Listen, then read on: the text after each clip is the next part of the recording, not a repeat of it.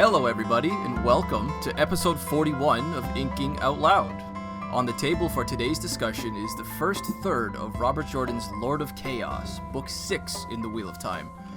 More specifically, we'll be listen to me, we'll be covering, and discovering along the way, the prologue through the end of chapter 15, A Pile of Sand. I'm your host, Rob Santos, joined again by my co-host, Drew McCaffrey. How's it going, everybody? And, ladies and gentlemen, we are graced today by the presence of Chief Ambassador Jarrod Livingston. What's up, Jarrod? Yeah, I decided, I can't keep giving you military titles, or I can't keep making up increasingly ridiculous, titles. What was the last one? Galactic Emperor, I believe it was. I believe in you. It's okay. I have to be a little more, I want to have a lot of fun going forward. But right now, I'm going to pass it off to Drew, my guy, who's going to tell us what's going on at this point in the series. Drew, take it away, dude. Yeah, so we have one of the biggest prologues in the whole series to kick off with. It's like a 75-page prologue here, where we get caught up everywhere around Randland. We get scenes with the Shadow. We get Demandred's first appearance. We learn what is going on in Saladar with Mogedion, who is now collared and under the control of Elaine and Nynaeve. We jump all the way around. We see Morghese arriving in Amadisia and taking shelter with the White Cloaks. Well, shelter is a relative term there. But, we get all kinds of wrap-ups of people and places where our main characters aren't. And that ends with the reincarnation of two of the Forsaken, Arangar and Osangar, who are the reincarnations of Agenor and Balthamel, respectively. Balthamel was the womanizer and hedonist, and he has now been reborn in a woman's body because the Dark One is punishing him. And Agenor, whom we saw in Eye of the World, who was all going for this Adonis body and all of that, when he made use of the eye, he is given a very plain body, very awkward, and he's not happy about that. So from there, we move back to Rand in Caemlyn, where he has announced his amnesty, and none other than Mazrim Taim shows up to seek refuge under Rand's amnesty. We follow Rand out to the farm, where he is gathering men who are willing to learn how to channel, and then down to his massed armies outside of Ilion to work on their plans there. And then, we go from there. We get a bunch of stuff in Saladar with Elaine and Nynaeve and how the dynamics of things in Saladar are going. We get some scenes with Egwene in the Aiel camps and continuing her education in the World of Dreams. And we especially see lots more in the Gap of Infinity, the place where she can go and kind of see the stars in the night sky sort of thing that are the dreams of people, and she gets sucked into Gawain's dream and finds out dreams can be very dangerous places for people you feel very strongly about one way or another. Oh yeah, they do. And that's about where we left off at the end of chapter 15. So yeah. So, this prologue, I would definitely want to kick off our style discussion by diving directly into an in-depth discussion of this prologue, because holy crap, there are so many points of view in this one. Yeah. And I made sure in the prologue. Yeah, I made sure to track this as I was going on. First, we have the Demandred intro, and yes, let's definitely discuss the crap out of that one after. But we have Nynaeve, Elaine, Fael, Gawain, we have Katarina Sedai, Savannah, Morghese, Pedron Niall, Missana, and then Osangar to wrap it up. Arangar. Oh, was it Arangar? Oh, no, I wrote down Osangar. Whoops!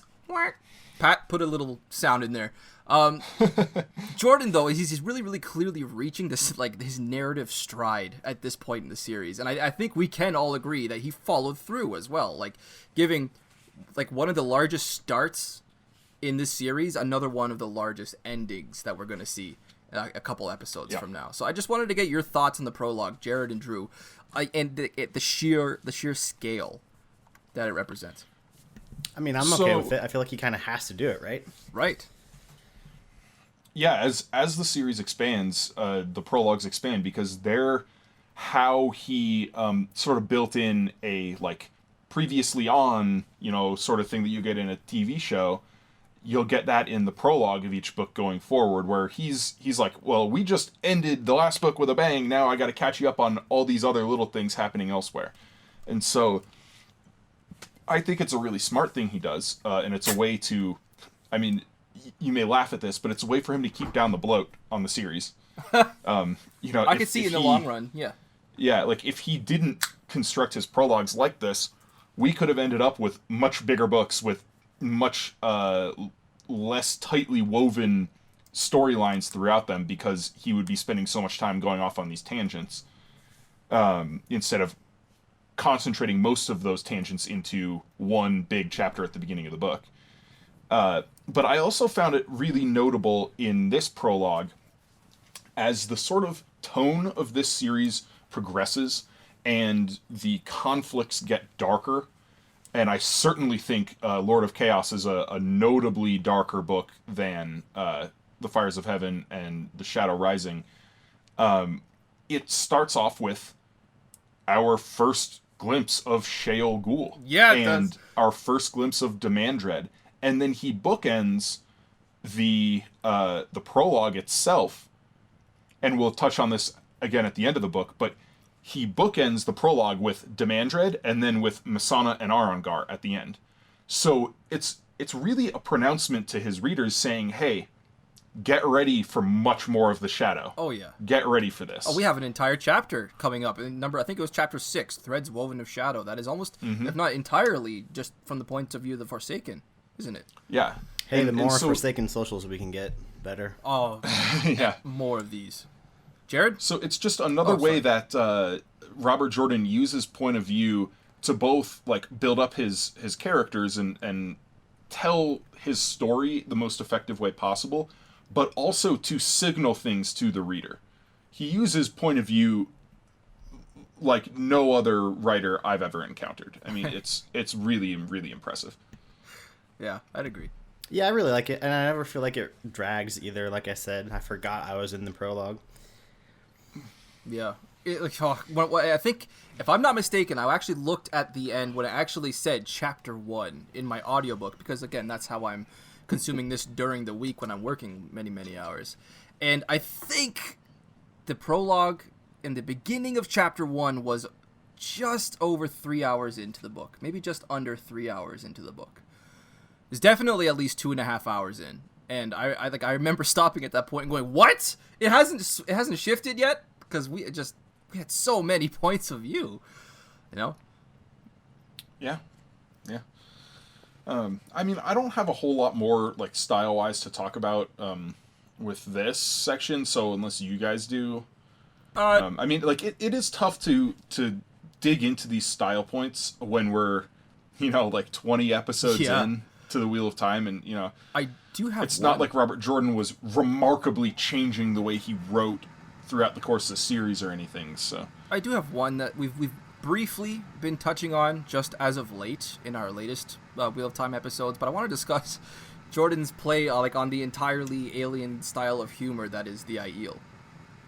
Like these early chapters in particular are like that gold mine of Aiel humor that I love going back to again and again. And I couldn't make sense much like in my early 20s, I should say until my early 20s, when I started to kind of glimpse the overall shape of it. It started to make a little more sense. But by now, I love Aiel humor.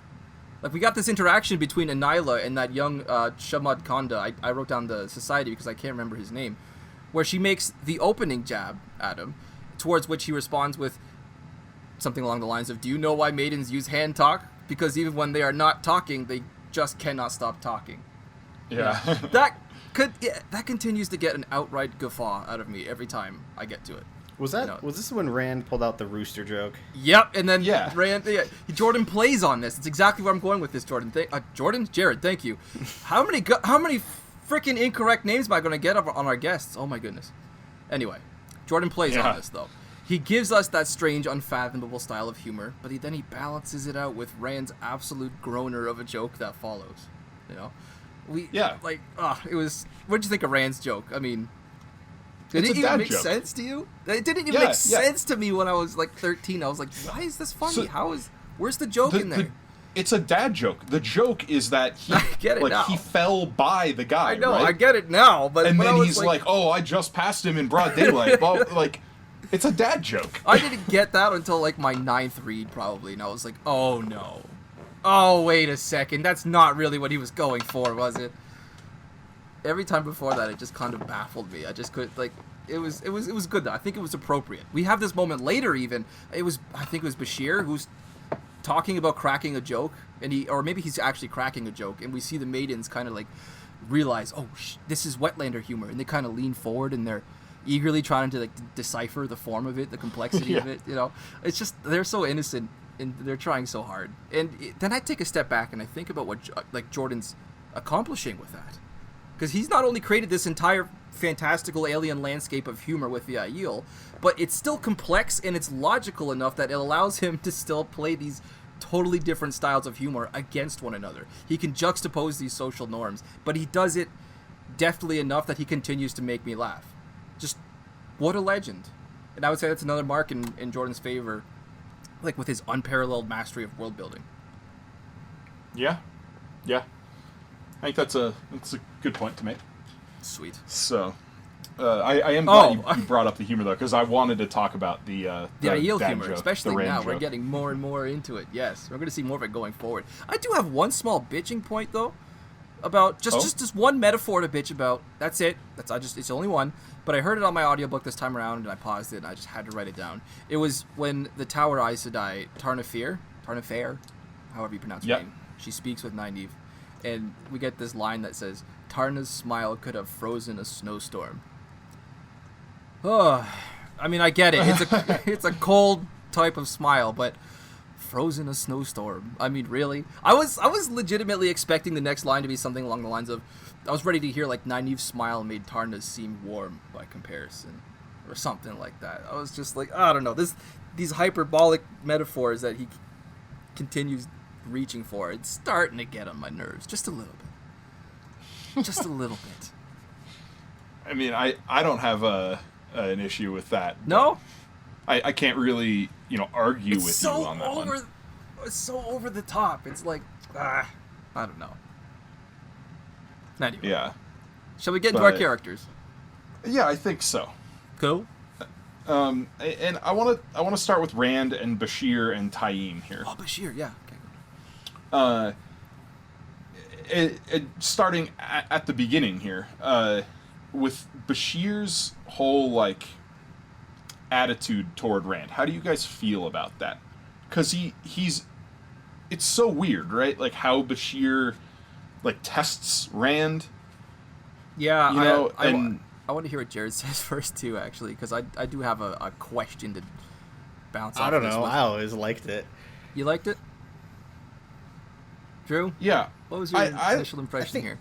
I think Rand kind of needed it. Okay.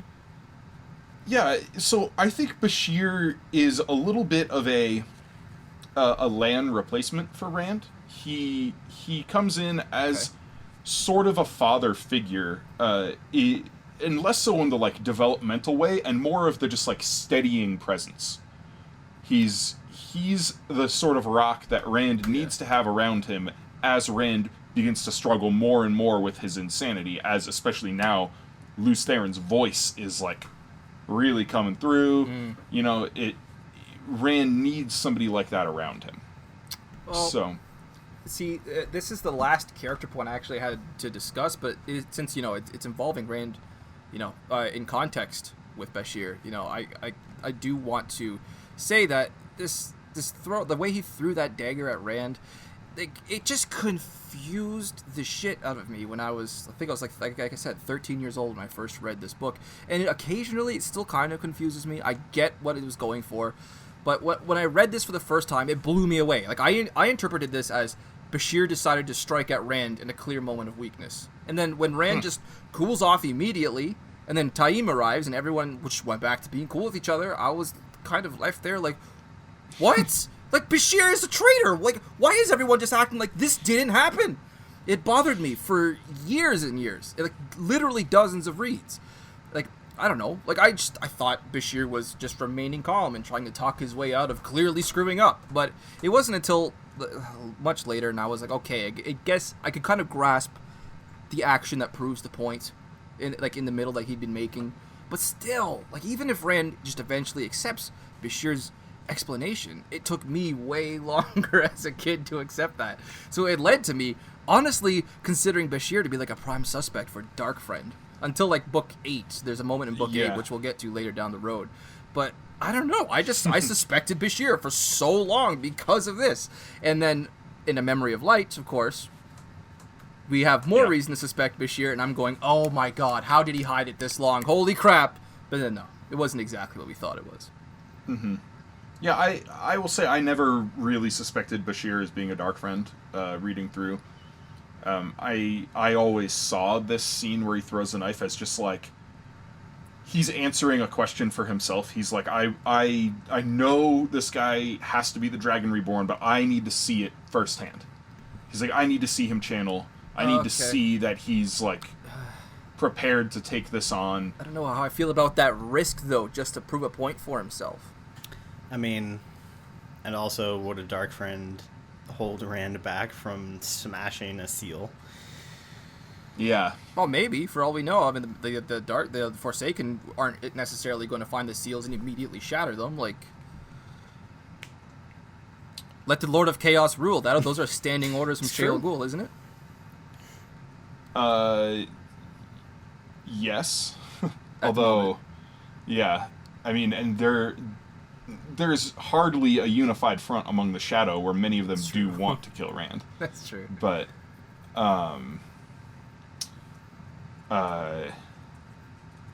continuing with Rand? Yeah. So, I like Rand in the beginning part of this book. I like how he's really coming into his own as a ruler. Okay, good. And he's showing the kind of confidence in himself that he never had in the first 2-3 books, and even through like the first part of Shadow Rising and Fires of Heaven, where Rand has accepted that he needs to rule, and he's starting to accept himself as a ruler. And because of that, you know, he's not the best ruler out there. He does still make mistakes, but he handles things much more smoothly and much more confidently. He's beginning to realize one of the keys to leadership is delegation, and he's taking advantage of the people he has around him for that, you know, and he's like settled into himself in a lot of ways that I appreciate a lot. The only thing that frustrates me in this early part is how he still keeps running away from Avienda. Jarrod, Rand al'Thor? I mean, I think it's hard to say that he's settling in when Luz Theron is trying very hard to break out. Well, that's an external... Well, I guess technically it's an internal force, but I don't know. I think I see what Drew's saying. But you're right. Like, Luz Theron still threatens a whole lot of the ground that Rand stands upon at this point. Yeah, I mean, like, Rand is going insane. Like, that is a thing that's happening. Mm-hmm. But Rand, in the public role that he needs to take, right, facing the world, he is settling into that role and is getting more comfortable as the figure of the Dragon Reborn. No, I have. He's not like running away from it or denying it anymore. Yeah, I love seeing this form, if you will, of Rand. Like, he has finally, in my opinion, and I wrote this down without reservation, accepted what he is, and you know, his transformation into what I'm calling, you know, Dark Rand is finally really, you know, undergone. But I love seeing the way. Beginning. Well, I mean, I would say like Moiraine's death would be like the true beginning of that, or death. Yeah, that's fair. And of course, it's not, you know, the end of his road. He has a whole journey to go through. But, you know, seeing the way that, as you were saying, Drew, that he continues to balance this power across Caemlyn and Cairhien and Tyr and the Aiel, as well as Bashir and Mazrim Taim, it's just so, and I wrote down so cool. And I swear, I tried to find another way to describe it, but I can't. It's just so cool. seeing this leader that he's become. He's not depressing to be around yet, but he's still come so far from the Rand that began this like insane journey, if you'll pardon the expression. He's it. He's the boss. He is highest now on the list of people not to be fucked with. Right? Well, maybe the Forsaken are higher and yet on that he's list. he's still responsible and not overreacting. Like, I thought of that when he is down in Ilion going over with the tyrant officers, and he learns about the rebels that are in Merc. And younger Rand might have been very quick to jump off and maybe overreact a little bit, but he handles it very well. Mm-hmm. I'd agree. He handled that very well. Yeah, for sure. So that's the end of my Rand Thor discussion points. Anything else you guys want to discuss Rand concerning? As far as Rand and Avienda go, I think it's certainly a problem, but I think Rand's aware of it. Like, I don't... Yeah, I think what frustrates me the most about it is how, in certain ways, like we're discussing there with like Rand's rulership and how he's like portraying his self-confidence in like the public sphere, he seems like an adult now. You know, he's mature about how he's handling his role as the Dragon Reborn and as the ruler of these nations and cultures. But then when it comes to Avienda, he feels like a 14-year-old who's like scared of his girlfriend, you know? Like I didn't get too much out of Rand this time. Like, what makes you say he's afraid of, like, or that he's running away from Avienda? He like, constantly does it in this book. Several times where like he's got a gateway open, and Avienda like sees that he's leaving, and she's like, Rand Thor, and she starts to, and he's just like, huh, nope, and closes the gateway, and like, you know, and he does that a couple of different times in this book where he runs away from Avienda. And I think, at least in this section, there's one point where he does it, and Bashir comments on it and says something like something about not running away from a woman. Damn, I didn't pick up on that. It's the one frustrating thing I have with Rand at this point is how he treats Avienda, and I think that gets exacerbated more because obviously, you know, as we've talked about, I like Avienda a lot. I don't particularly like Min a lot, and in this book, Min gets all of Rand's attention, and Rand just runs away from Avienda. Well, obviously, we haven't gotten there yet, but it's very frustrating to me how Rand juggles his relationships in this book. I would say it was necessary, though, because Avienda got a huge majority of Book 5 when Min was just kind of swept to the side. I think Jordan needed to bring Min to the forefront, and keeping Avienda in that environment would have been very awkward, I think, at this early stage of their, you know, four-way relationship. I mean, I disagree with that, but Do you? That's something we can address. I mean, because Min is, you know, we'll talk about this much more in depth later, but Min is nailed to Rand's side for the next, like, 7 books. Okay, she does spend a lot more time with him at this point going forward, or at least in part 2 probably going forward, but, yeah. Mm-hmm. How did you guys feel about Rand's reaction when he meets Varen and Alana? Oh! And Alana bonds him.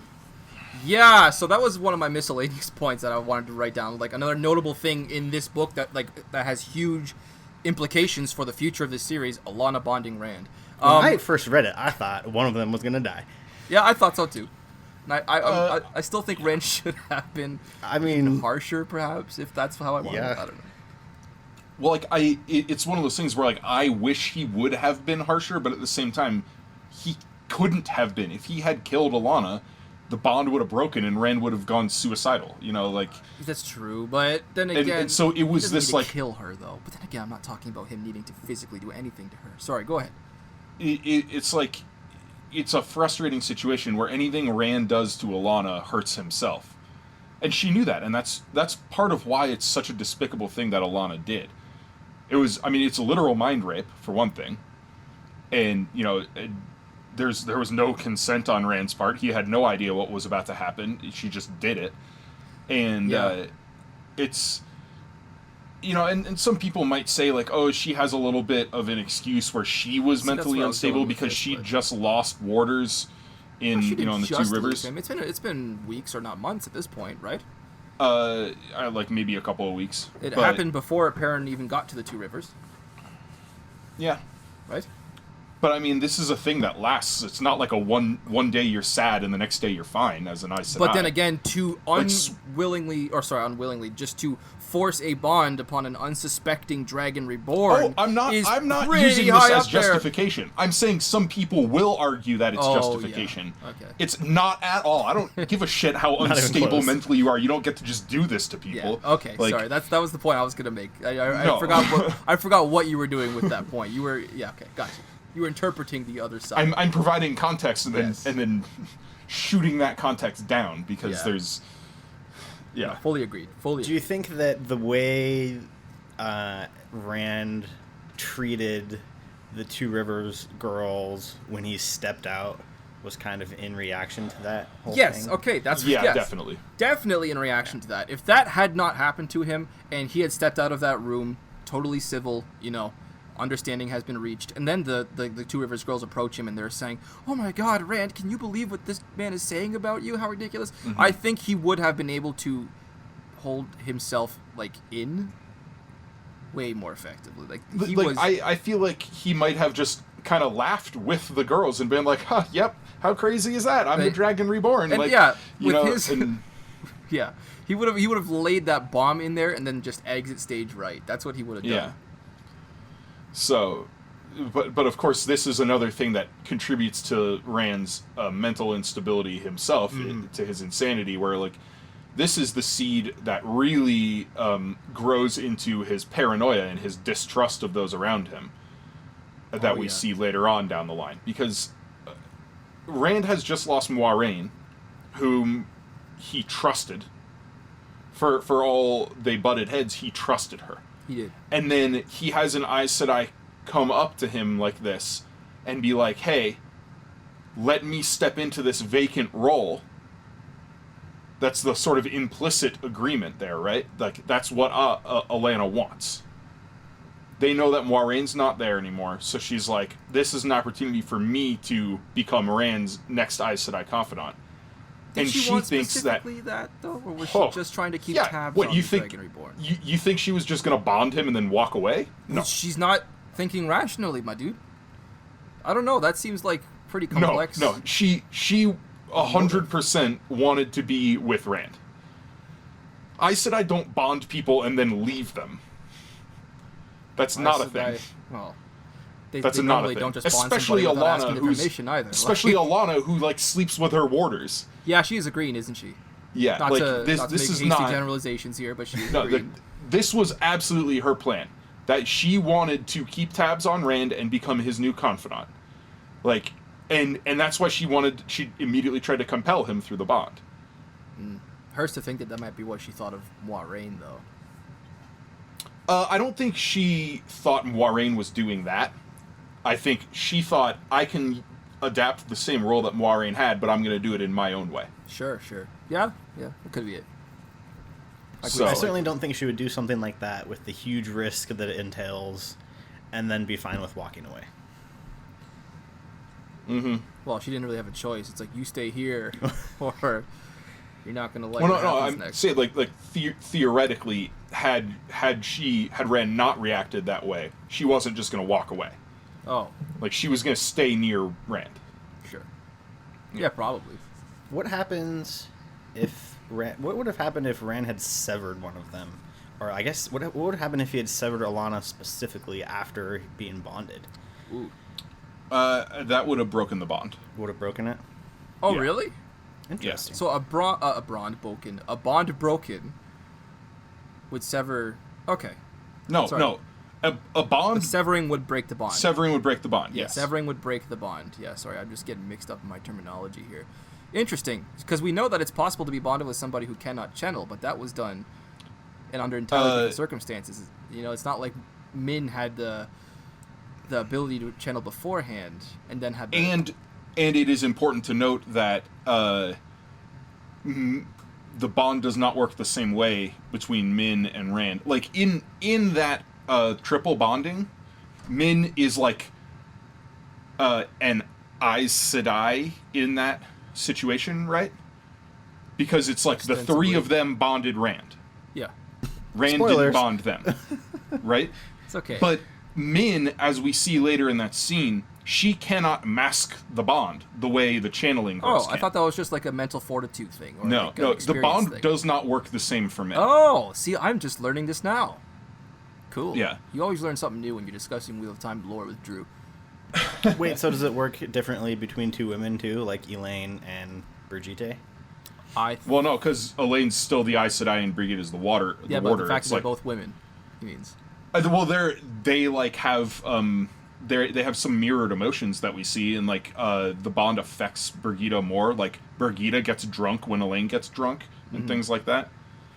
And the implication is that their cycles sync up.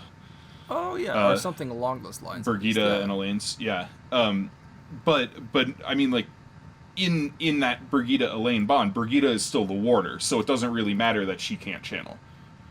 In the Min Rand bond, Min is the quote Aes Sedai and Rand is the warder. Okay, yeah. And so Min can't do everything that an Aes Sedai can do with the bond because she can't channel. Right, like compel, or for example, like Yeah. gotcha. Or mask the bond, yeah. Or mask the bond. Okay, cool. Anyway, Now that we've to me, the whole thing with Lana was the bomb of this section. Of this section? personally. Yeah, okay. Yes. Well, the I arrival think of there Mazar are... Taim kind of blew Yeah, me I was away. going to say, there are a Yeah. couple of big things. I think one of the sort of... how to put it? Like, sort of under the radar moments in this section is Nicola's foretelling. Oh, that happened? I was waiting to talk about that. Did I miss that? I was Yeah, it so was, disappointed I wouldn't get to talk about it today because I didn't It hear was near the end of chapter 14, Dreams and Nightmares. It's during the Bubble of Evil attack. Do we have the exact wording in front of us? I do have the exact wording. Let me pull it up here. Damn it, I knew that was coming and I was getting ready to write it down. I freaking missed it somehow. And I'll address this in my lore segment in a bit, but the exact wording is the lion sword, the dedicated spear, she who sees beyond. 3 on the boat, and he who is dead yet lives. The great battle done, but the world not done with battle. The land divided by the return, and the guardians balance the servants. The future teeters on the edge of a blade. So just chills. Chills. I mean, like I said, we'll talk about that more. Like, I'll break that down a bit in the lore section here. But that's a pretty big Yeah, it is. bomb of a foretelling to drop in here. Disappointed I missed it. Oh no. So So yeah, now that we've spent like 30 minutes or 25 minutes discussing Rand, and then just jumping off of that, let's get back talk into our Egwene characters. just briefly. Okay. Again, I don't have a ton to say about Egwene here. Same. She only had a few scenes, training stuff. I am frustrated by her as usual. I Same. was super annoyed with how she remains a hypocrite about Tel'aran'rhiod, and she's like hiding from Elaine and Nynaeve now as well. And she once again like considers trying to break into Rand's dreams and break through his wards, but of course that's not something you do to your friends. No, that's not something that you do to your friends. Why would you think that, Drew? You monster. Yeah. So, but the big thing of note with Egwene here is the gap of infinity and how Gawain's dream chases her. Can I and ask you about sucks her that? in. So you call it the Gap of Infinity. That's the official title for this place, this realm It of doesn't dreams? have an official title. This gap So of I've never infinity heard that is phrase before. so it's been around for a while online. It came out of like the Theoryland forums. This is like a It was- colloquial fandom terminology. here. yeah. Got you. Okay. I know some people call it like the in-between or the in-between place, but I think the gap of infinity makes a lot more sense. But yeah. So, but I think it's really important that we get this scene here where we find out how dreams can interact with you as a dream walker rather than like you just manipulating others' dreams, and how if you have these strong emotions, whether love or hate, you can be sucked in and lose your control entirely. And I think that's a kind of an important lesson for Egwene to learn here. Yeah. No. Like So- on the subject of Egwene, I only wrote down 2 things. and I wrote down, and I quote, "Surprise, surprise, Egwene is up to some wrongdoing." Close call there with Nynaeve and Elaine in the White Tower. And the second that I wrote down is, of course, Gawain's dream. I'm probably going to piss off some people when I go forward, but bring it! Let's get pulled into Gawain's dream, watch Galad literally kill Randall Thor, the dragon bloody reborn, Lord of the Morning, and prophesied savior of mankind, not to mention the boy you've been practically engaged to since very recently. She watches Galad kill Rand and ends up Gawain. Oh my god. I thought it was Galad. I don't know why it was. Oh, you're right. Gawain, thank you. Gives up and just gives in and ends up kissing him, and who knows what happens after we fade to black. And I can just hear it now. Well, Rand is sleeping around with everybody right now, but that's not my point. Could you imagine Rand watching, say, like Avienda slitting Egwene's throat in a dream and thinking, oh boy, she's so dreamy, that's it, I give in to this. Like, really? That's all Egwene will be Egwene. I will say part of this, in Egwene's defense here, she has been like subsumed into Gawain's dream. Egwene doesn't have full control anymore, so she is beginning to, in this dream, reflect what Gawain wants her to be. And what Gawain wants her to be is totally on his side, Okay. You know what? I hadn't considered that. I'm not holding that specific thing against Egwene. That's why the wise one said it's dangerous to enter someone else's dreams towards whom you have strong emotions, whether they be positive or negative. Okay. Yeah. Okay, you know what? No, I take a lot of that tone back. But on that note, though, screw Gawain, dude. He hears one rumor from one merchant who doesn't even give him solid answers, and suddenly he's like, I know exactly what happened, and I hate Randall Thor, and I'm gonna kill him. I'm like, Gawain is such an idiot. Ugh. I never liked him to begin with, siding with the Elida faction, so. I it was I liked Gawain up until he sided with Elida, and then he just got worse and worse and worse as the series went on. I liked Gawain until he sided with Elida, and then he was probably, if you had asked me honestly, during my reading of The Wheel of Time, which is from 2001 to 2013, during my teenage years, my developmental years as a young adult, who I hated the most of all the characters, it would have been Gawain. More so than Egwene, more so than characters you're supposed to hate, like Podden Fane. I don't know, Savannah's up there. Sorry, who? Savannah. Yeah, really? Savannah's my least favorite. Oh, Savannah. I thought you said Swan. Savannah's pretty bad, yeah. But I don't know. Yeah, I can't stand Gawain Savannah. was just always infuriated me. So this frothing at the mouth that he gets at the idea of killing the Dragon Reborn and avenging his mother, based on nothing, based on hearsay, is just. Yep. Yeah. That's all. That's everything I thought about Gawain for these next 6 books is just, or 7 is Yeah. Yeah, I have nothing much to add on Egwene. Well, we still need to discuss Perrin and Matt, and we don't have a ton of page time for either of them here, but we do have interesting things to discuss about them. Cool. And kicking off with Perrin, welcome back, Perrin. I'm glad you had a good honeymoon. Yeah. But it's fun to see him again, being forced to be a leader, and like Rand, he is learning to delegate, and he's learning to deal with multi-pronged issues in his rulership. Yeah. So to speak, and I really found that scene kind of charming. In the prologue from Fail's point of view, where watching him, receive all of these supplicants and stuff, and you get you get this new Two Rivers feeling where there are all these refugees now coming in, and we have to figure out how is this going to impact the culture in the Two Rivers. And when you have Domani refugees who make awesome dresses, and the Two Rivers woman who also makes dresses is all jealous, and it's all figuring out how to fix these problems. These conflicting interests. I do appreciate those subtleties, that we get from parents and Rand's point of view in a lot of cases. Yeah, but this one Fail point of view, I really enjoyed the slice of life kind of scene that it painted, and gave us a good idea of what the Two Rivers is turning into. I feel Yeah, bad Jarrod? for Perrin. Like, he's finally settling in, and now suddenly he feels just, big Had to Taviran pull. pull. Yeah. Yeah.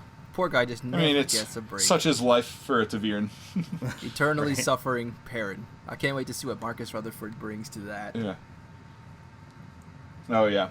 And on the subject of Taviran, I'm just going to go ahead and say this is one of my favorite Matt chapters in, like, the entire series. Mm-hmm. When he's dancing with Betsy Sylvan in Mehron and, like, having this memory of, dancing with, like, the Seafolk ambassador and I want to... So I'm going to make a point about this scene. Oh, okay, make a point. Let me see if I can pull the... let me see if I can pull up the actual page and get the quote for you, because it's in a chapter called A Different Dance, and that is chapter 5.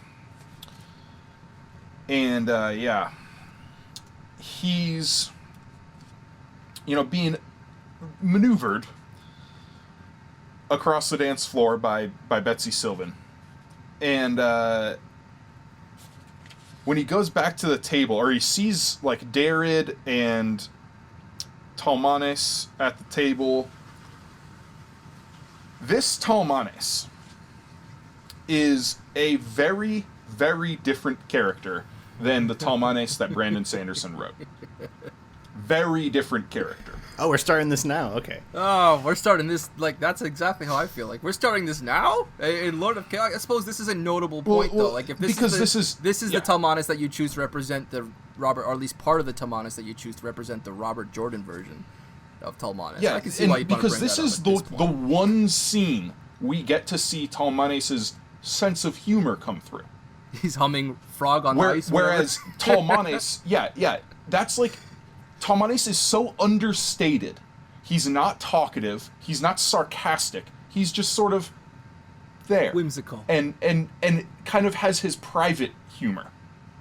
Yep. And then when we see him in The Gathering Storm Onward, he's suddenly like loudmouth, sarcastic jokester with Matt, and we never, ever, ever saw that. Well, he's before Brandon Sanderson got old. He seems to exist in, at least in The Gathering Storm. He just seems to exist to set up Matt for better jokes. Correct. Well, better being relative, because most of them are terrible. Yeah. Depends on your point of view. I'm not a huge fan either, but some people are, apparently. Yeah. But that's because this Talmanes, I love this Talmanes. He's like, this Talmanes is definitely the kind of guy that I would love to sit down and have a mug of ale with in a tavern, At this point in the series, I have no opinion on Talmanes. It's just not notable in any way. I just love him because he just reeks competence. He's as a Kyrianan noble, remarkably adaptable. He's willing to just be like, all right, we're doing this now. All right, we're doing this. There are plenty of nobles who would never in a million years have reacted to Matt that way, But he's the kind of guy who is willing to adjust his own point of view to get the job done and to make things better, as well as he's clearly not an overwhelming personality. He's very understated. He's quiet. He's like an introvert, And then suddenly there's a totally different Talmanes. There was a tonal shift there once Brandon Sanderson took over. I'll agree with that. Yeah. On his character specifically. Yeah. That was like the main reason I wanted to bring up that one chapter, A Different Dance. Cool. I love it with Matt and Betsy. I think it's an adorable scene, and I really love Talmanes' little bit of page time there. And of course, we have Ulver show up there as well. Oh yeah, Oliver shows up. How did I forget to write this down in my list of huge things for the future of the Wheel of Time? Holy crap! Yeah, no. Go ahead. Here, actually, while on the topic of Ulver, let's just get this out of the way. Ulver is not Guy Dalkeen. Oh, for God's sake! Okay. I realized where you were going with that halfway through your sentence. Yeah. Okay. For any listeners out there, I don't know if you theorized about this or if you've participated in any discussions about it. Ulver is not Guy Dalkeen. Ulver is way too old to be Guy Dalkeen. Robert Jordan himself came out on several occasions, said, no, he's not Guy Dalkeen. He has a different purpose to serve in the series, which we do see him serve a different purpose. he is just too old. Guy Dalkane was woven out. Just remembering, like the one guy that called you out and said, "Yeah, well, that's the author's interpretation of this character." Does it mean that it's actually true? I was like, "What are you fucking talking about?" He's still trying to argue with it after you posted the words of Robert Jordan saying that he's not. It's like, I don't understand.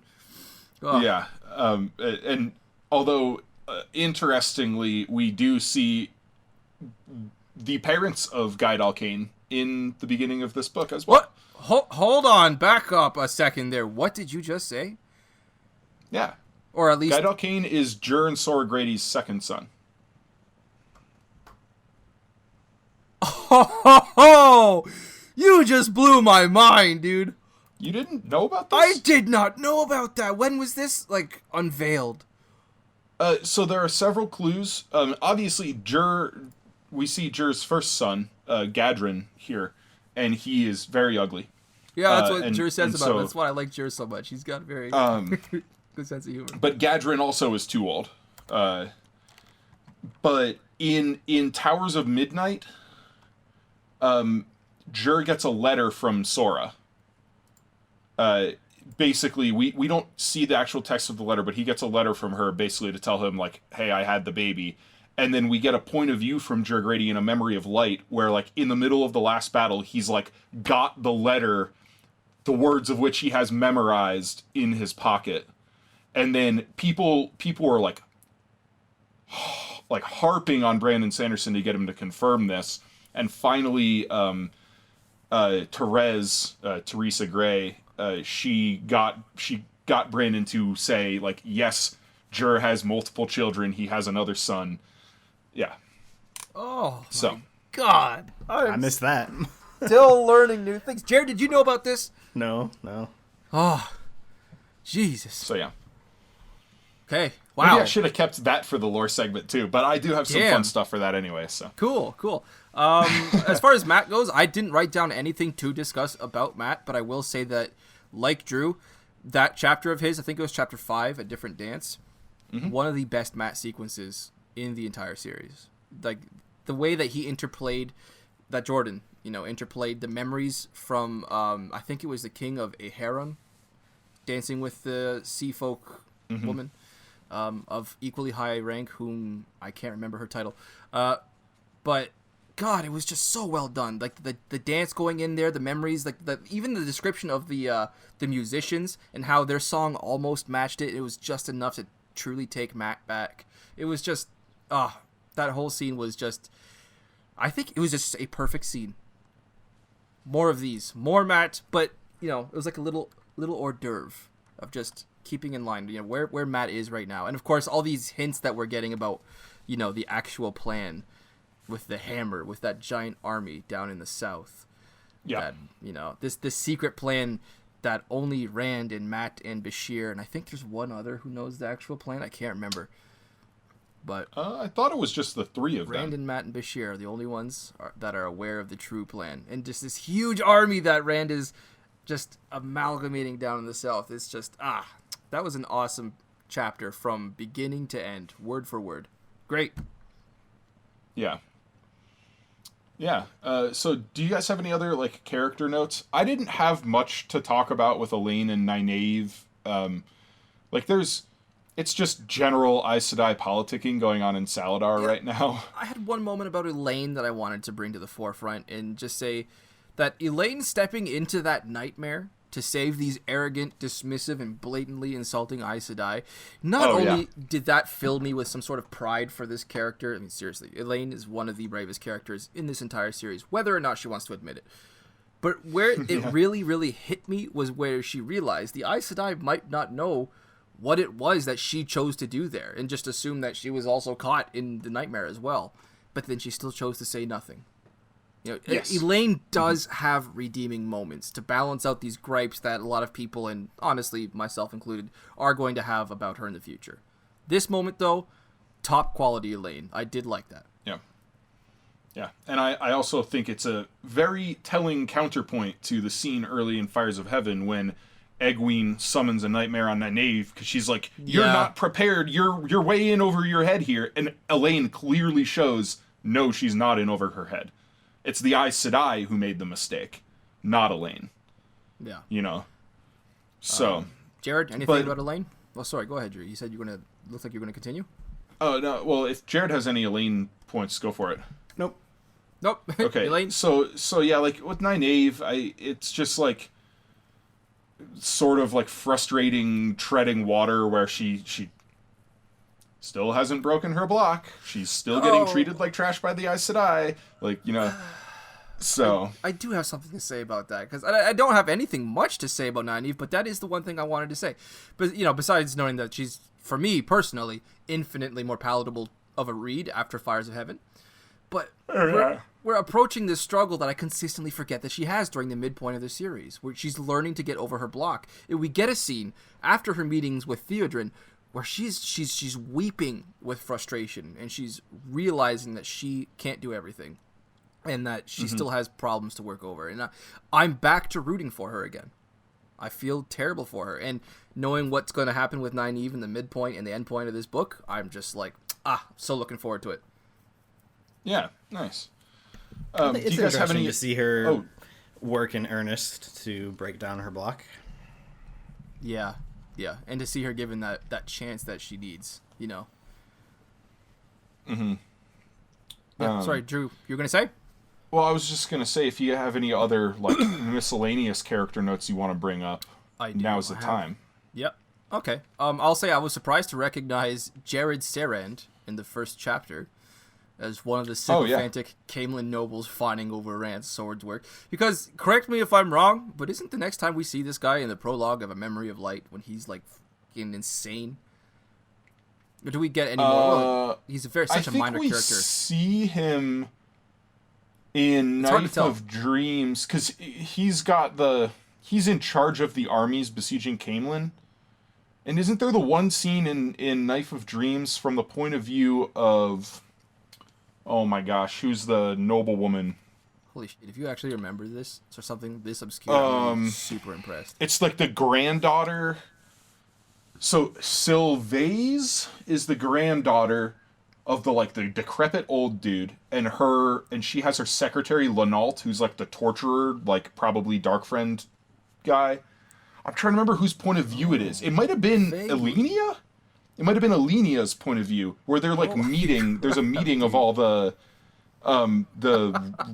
rebels outside of Caemlyn, and I think Jarrod Serrand is there. You continue to blow me away with the how much you can retain from these reads. Oh my god. Well, yeah. So the arrival of Mazrim Taim, damn, one of those moments that always stands out, especially at this point in the series. I don't know why I was taken by surprise at this point in the series when it happened, but awesome. Okay. So there was something I had discussed very briefly with Drew before we started this. I think I've realized part of why so many people are hell-bent on the idea of Mat having died at Rhuidean. There's a particular thought that Mat had in Chapter 5, which we just finished discussing, a different dance. While he's dancing with Betsy, or maybe he's just about to dance with Betsy, he specifically has a thought where he goes, and I quote, "It had been a prophecy, in a way, to die and live again, to marry the daughter of the Nine Moons, to give up half the light of the world to save the world," whatever that meant. He had died, after all, swinging on that rope. If that was true, the rest had to be. End quote. Now, where people go wrong is where they fail to realize that this is exactly how Mat remembers it, since he has no recollection whatsoever of dying in Caemlyn. This is another point that I have towards what Drew is the point that Drew is so fond of making in the unreliable narrator. Mat, in this case, does not know the truth, and that's why, in my opinion, it's so quaint. Well, and to this specific point, Mat does think, right, that he died on the tree. Yeah. But then in A Memory of Light, when he's meeting Arthur Hawkwing, he's talking about, like, the horn and the bond being broken to the horn.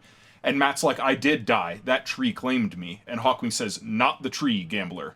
Another time, one you don't remember." Yep. So it's like, yeah, right there. And then, of course, there's the Robert Jordan quote where some guy asked him, like, how long was Mat hanging on the tree? And Robert Jordan said, "Long enough." And the guy was like, "Long enough for what?" And he goes, "Long enough to be almost dead." I hadn't heard about that quote.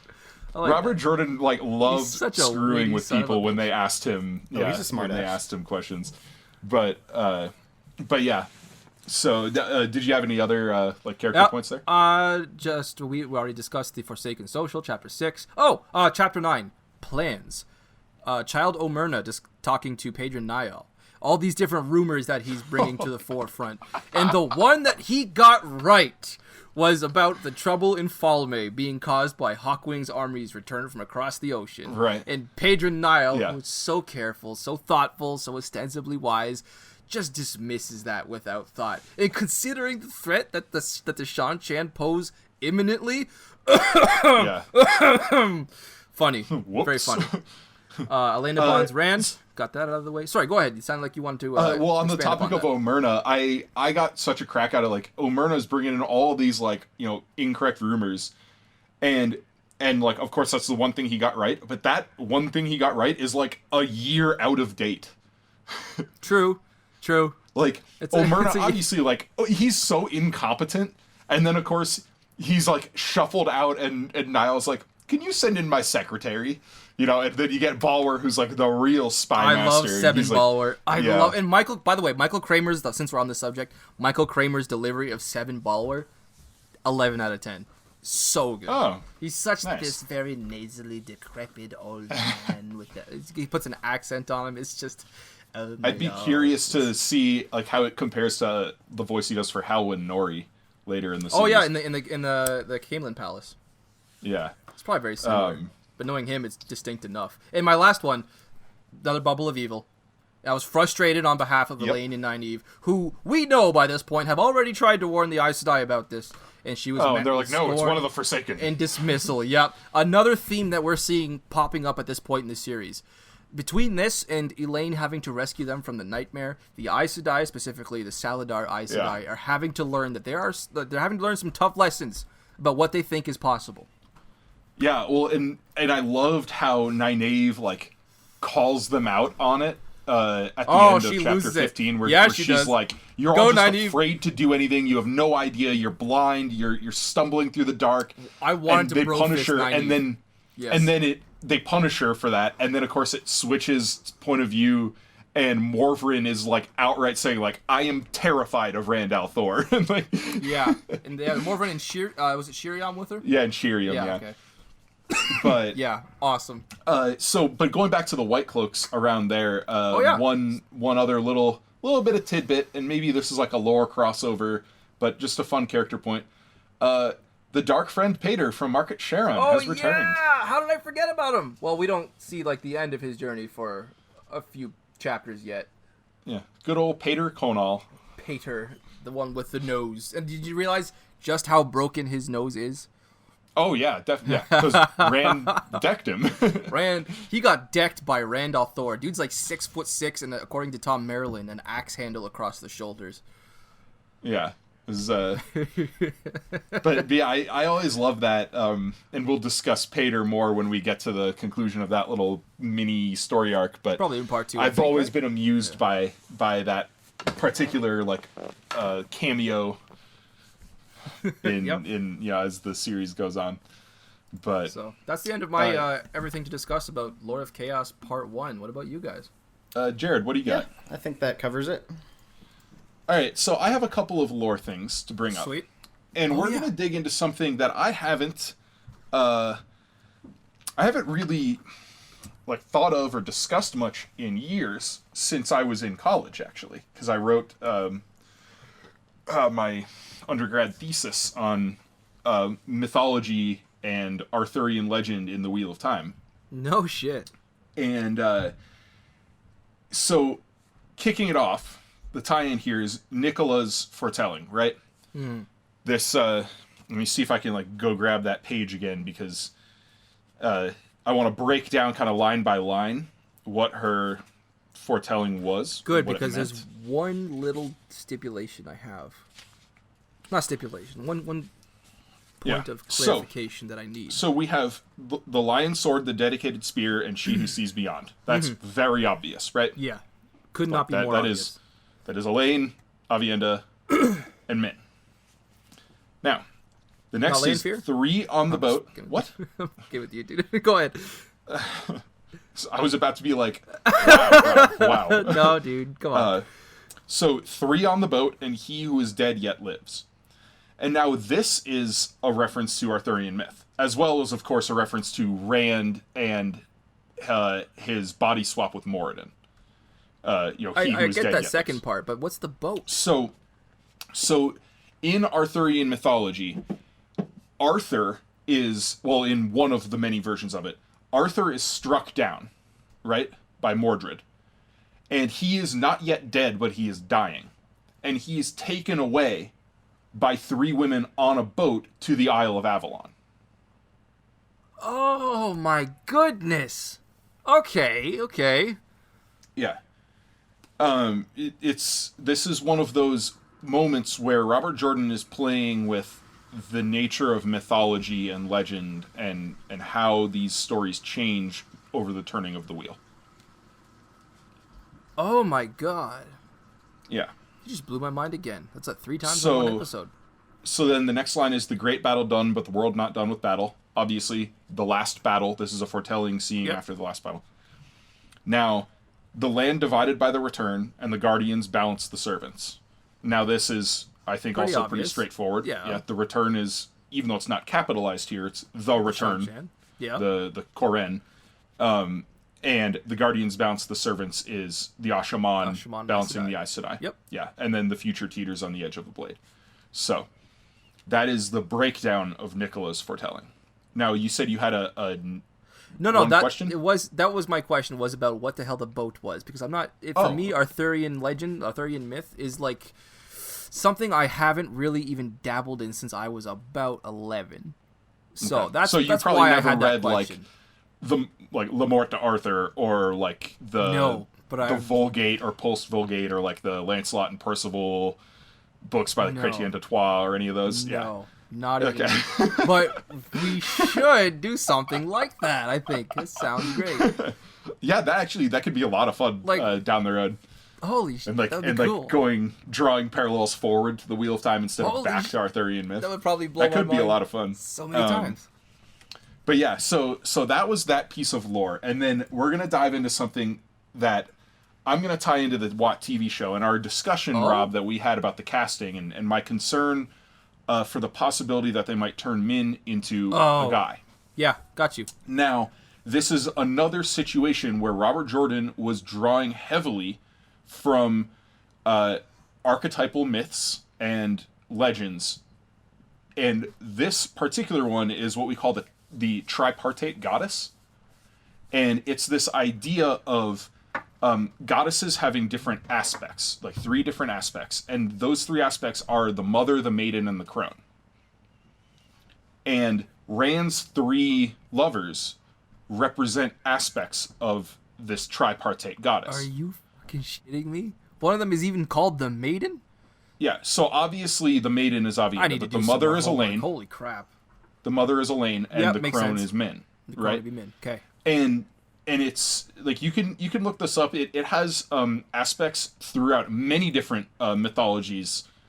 It's a big deal in like some pagan traditions and like Wiccan things, but there are elements of this in like Greek and Roman tradition and some like Norse traditions and things like that. This is a pretty common trope, the tripartite goddess, and I think this is a crone. Holy shit. Yeah, she's like this tripartite goddess, right? Like there are the clear parallels, right? Elaine is pregnant for a significant portion of this series. She is a mother figure. She's the head of her house. She is the queen. You know, there's all this symbolism about her, and then of course there's the fact that Elaine is blonde, and she has all of this rose and sun imagery around her. And generally speaking, in these mythologies, the mother is associated with the noon time. The sun is on high, like that kind of a thing, right? Yeah. And meanwhile, Avienda is like the maiden, right? The maiden is associated with like the early part of life, with the sunrise, and Avienda has red hair. And Avienda impulsive and impetuous and is learning to grow into herself as an adult role as a wise one. Associated also with virginity. And Rand lost his virginity to Aviendha. Yes, yeah. Holy crap. And then, of course, Min is the crone. She's a seer. She sees beyond the veil, that kind of a thing. And the crone being associated much with, like, evening and twilight and stuff like that. Min is the dark-colored one. She has brown hair and brown eyes. Blowing my mind right now, man. Sorry, go ahead. But yeah, and then of course her title that she gets in A Memory of Light is the Doom Seer, which is like, you know, if there's ever a title given, right? For like the twilight of life, the Doom Seer, you know. So this is something that I really, really, really hope they don't change in the TV show, because this is one of my favorite mythological tie-ins to the Wheel of Time. And it was I wrote a significant chunk of my thesis on this particular tripartite goddess archetype. So it's it's something I've been really excited to dig into for like a lore segment since we started doing the Wheel of Time episodes here, and I'm thrilled to be finally talking about this. I don't even know how to respond to that. I clearly need to do some more research into this. That's what I'm thinking. Holy crap. Mm-hmm. It's amazing how much you can get out of these books as long as you have the necessary context and the necessary, I don't know, education. Holy shit. Yeah. And I mean, I'll be honest, like that was my undergrad, like, capstone thesis literature course was on Sir Thomas Malory, Le Morte Arthur, the Arthurian myths, and I had previously taken a class from this same professor on Western mythology in general, and so I had been kind of like picking up little things in the Wheel of Time throughout, you know, drawing these parallels throughout these two classes with him, and then I wrote my thesis where I brought all of it back in. That's so awesome! Holy shit! So. I'm killing myself over it. I don't have a copy of my thesis anymore. I don't know what happened. I thought I had it saved on my computer, but somewhere in, because I've had like 3 computers since then, it must have gotten lost in one of those transfers over. Like, I don't have any of my Western Myth or Mallory papers saved anymore, and it kills me because I wish. I could just like I've been waiting for the right moment to Patreon as like an exclusive, you know. Send me a copy. I want to read this. You could probably email someone. Ooh, actually that's not a bad idea. I could see if he's still. Oh well, with a shot. I didn't email that to him. Or just rewrite it. A hard copy. Yeah, just rewrite it. Just rewrite a thesis. Because no big deal. I definitely have another 3 months to spend writing a 42-page thesis. But yeah, that's my lore for today. Sweet. So I'm ready to go into the final draft. How about you, gentlemen? I was gonna say, like, do we have just any concluding thoughts on the first third of Lord of Chaos? I was actually had an entire section, not an entire section. I had a spot where I previously planned to write down a conclusion about this section, but I realized that's the kind of thing that I think I'll wait for until the end of part 3, when I want to talk about the book as a whole. Is it messed up that I think some of my favorite scenes are with the Forsaken? No, not at all. Drew, Jarrod, I'm there with you entirely, like 100%. I love the influx of Forsaken scenes that we get in this section, and we're meeting new ones. Like we meet Semirage for the first time. Yeah. I believe Masana for the first time. How do we forget to mention our first formal introduction to Shider Haran? Well, first time he's named. Like that's what I mean by formal introduction, because you said, we have seen him before, but this is our first time that we get a name to him, and we get to see him basically make one of the Forsaken his bitch. Yep. And boss around Demandred. Yeah. But I loved that one, like, just the very beginning when Demandred is like falling to his knees and at the pit of doom, and he's like, "You can leave, Myrddraal," and Shadowrun just doesn't move, doesn't say a word, just sits there and watches. He's just unfazed by it. Yeah. Oh my god. But it was cool. It was great. Overall, like, so as the first third of a book here, I want to kind of compare it to the first third of the Fires of Heaven, where we talked about previous books, especially Dragon Reborn and Shadow Rising. They started off with a bang. There was a lot of action, and then that pace slowed down a lot in the first third of the Fires of Heaven. It was a lot more like political maneuvering, setting up our characters' current internal landscapes, things like that. There was a lot of traveling involved at the beginning of Fires of Heaven, where it's Elaine and Nynaeve traveling from Tanchico to Saladar, Rand and Matt and Egwene and all them traveling from Roydien to Cairhien. Yeah, so in this, however, we don't have that kind of geographic movement, and I think that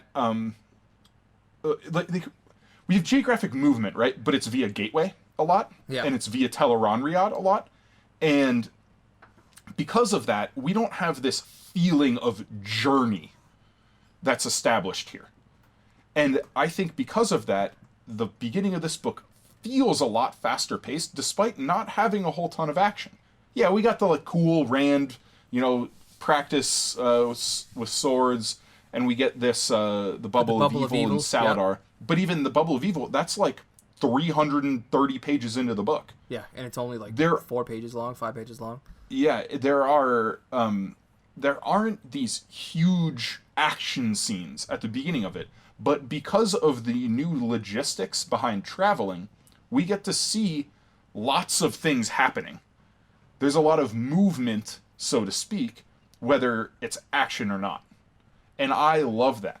And I think that's something that Robert Jordan lost a little bit in some later books, and we'll touch on that there. But for Lord of Chaos specifically, the inclusion of gateways that we got at the end of Fires of Heaven is a major, major factor in this book, and it's a major factor in how he constructs the plot and moves the plot forward.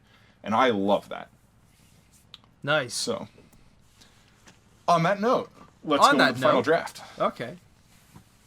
Who's going to start us off, man? Rob, do it. I'll start us off. So, keeping in mind the change in Rand's personality, the confidence, thinking on his interactions with the nobles of Tyr and Cairhien and Andor, as well as Mazrim Taim and Bashir, I was browsing the craft brew section in my local grocery store, and I found this East Coast IPA. I brought so many of those onto the podcast, but, they have the most interesting names. This is from Syndicate Brewing in Niagara Falls, Ontario, and this here is called, I'll hold it up for you to see, The Boss. Nice. It's a very light... Fitting. ABV, it's only 4.5%, and honestly, it's pretty unremarkable in all other aspects besides the name. But, for today's podcast, yeah, The Boss from Syndicate. Solid 6 out of 10, but, I was also kind of drinking it warm at this point, so that might have affected my rating. I love that. That's a great one. Thank you. Jarrod, what do you got for me? I have nothing related to the novel at all, but it is... It's called Fensterper Golden Ale from Uncle Bear's Brewery. Uncle Bear's. Okay. It's pretty good. Yeah? Yeah. Not too bad. Not too shabby. Okay. Well, I don't have the best beer I've ever brought in, but it is, I should say, I don't have the best titled beer. This, I think, is the best beer I've brought onto the podcast so far. I know of all the beers I brought on, I gave this the highest rating on Untappd when I first had this. Yeah. This is an Imperial Milk Stout from WeldWerks Brewing Company in Greeley, Colorado. Stout. And WeldWerks is like, if you're into craft beer at all, they are on top of the world. Like WeldWerks just won two medals at GABF at the Great American Beer Festival this year. They're one of the most sought after breweries, certainly in Colorado and in the U.S. in general. They're absolutely crushing it right now. And I'm very fortunate to live like 20 minutes away from them. But yeah, so this is an Imperial Milk Stout. So it's a stout brewed with milk sugar, hazelnut, toasted coconut, and milk chocolate. Oh my god, that sounds so good. It is 11.5% ABV. Oh my god. It is phenomenal. It is just super hazelnutty, super rich chocolate, dessert in a can. And this is my ode to the Gap of Infinity. And it is called Starriest Night.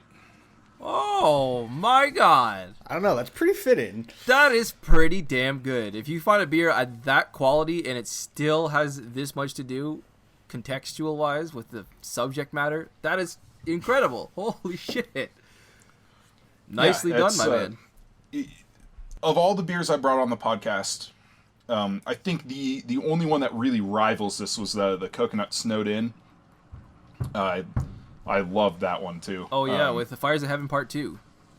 Yeah, but I think I gave Coconut Snowed In a 4.5 out of 5 on Untappd, and I gave this a 4.75. So, and I don't know, like, I don't give out many fives. I think I've checked in like 400 or 500 beers on Untappd, and I've rated 5 of them a perfect 5. So I have have a drinking problem. Pretty harsh. Well, part of that is like you go to a beer festival and you're having like 1 ounce pours of beers, you know, so you can go to a festival and check in like 60 beers, and some of them you're having like a couple of sips of, you know, you're not actually drinking 60 beers, you're drinking you know, 8 or 9. But good point. But yeah, I think that brings us to the end for Lord of Chaos here. Where are we reading for the end of Part 2? Yeah, so we are going to be reading a pretty big chunk of the book for Part 2. We're going to read until the end of Chapter 42, The Black Tower. Oh, okay. So it's going to be... we're going to try to do a bigger chunk for Part 2, and yeah, we'll probably have a longer episode for that, but that'll give us more room for Part 3 to discuss the great ending to this novel. Oh my god, I'm so excited. Can't wait. Boys. Yeah. Yes. So this has been episode, 41? 41 today. Oof. Of Inking Out Loud. Patreon exclusives, yeah. Yeah, not counting our Patreon exclusives. Although if you want to check those out, we have just today actually posted our discussion of Wheel of Time casting announcements, rumors, and speculation. We have a couple of short episodes on there for like short stories, including Brandon Sanderson's Mitosis. But yeah, next up we'll be doing Lord of Chaos Part 2.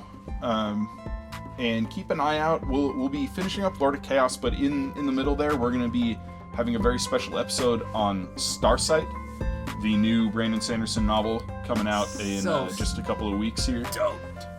And yeah, but then we'll be diving back into the Wheel of Time because we got a long haul ahead of us, and we are having a blast. So, as always, I'm your host, Drew McCaffrey, and with me is my co-host, Rob Santos. I can hear the outro music already. And our very special guest, Jarrod Livingston. Awesome to be here, as always. Thanks, Jarrod. And thanks for listening. We'll catch you next time. Peace out, everybody.